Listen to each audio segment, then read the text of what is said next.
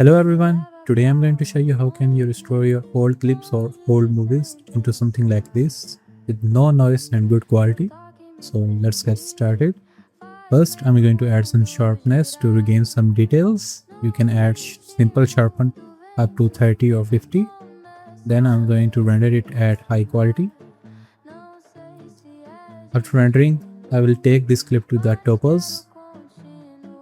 Once we're in the Topaz, import it and just follow my steps. I'm going to change the format and container.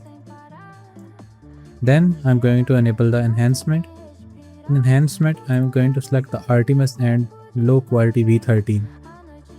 What will this do is it will remove any noise from your videos, as you can see. With RTMS, I'm going to add a second AI model also as second enhancement. In here, I'm going to select produce V3, and in manual settings you can copy my settings. Go for compression 50, improve detail 100, sharpen also 100, and reduce noise will be 20. And if I show you the preview, you can see the difference. As you can see, there's no noise and we have a nice quality,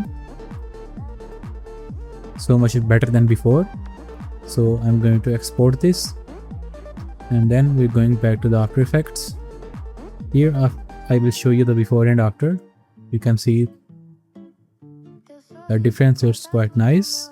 You can see a huge gain in quality.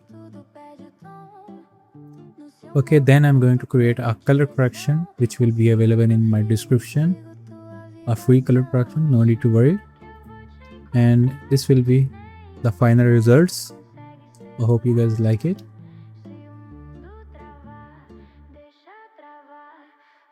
From now on, I will try to make more videos regularly. And if you don't have Topaz, you can try out another tool which is AVCA Labs Video Enhancer. You can download this from the description and install it, and just copy my settings here.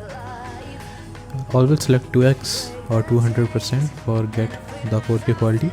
After that, select the Ultra model to get the best enhancement.